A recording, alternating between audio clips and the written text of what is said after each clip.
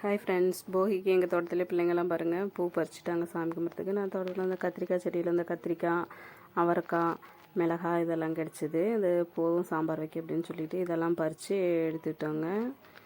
நாங்கள் எங்கள் தோட்டத்தில் அந்த காய் வச்சு இன்றைக்கி சாம்பார்லாம் வச்சாச்சுங்க.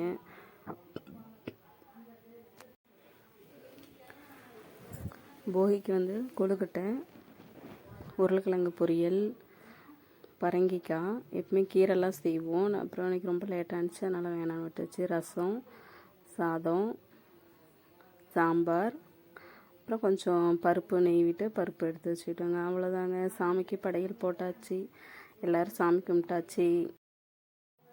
போகிக்கு முன்னாடி எப்பயுமே பொங்கல் சீர் கொண்டு வந்துடுவாங்க. இந்த டைம் சூரிய பொங்கல் அன்னைக்கு தான் பொங்கல் சீர் கொண்டு வந்தாங்க. அம்மா அப்பா தம்பி பையனை கூட்டிகிட்டு வந்திருந்தாங்க. பொங்கல் சீர் வாங்கியாச்சு.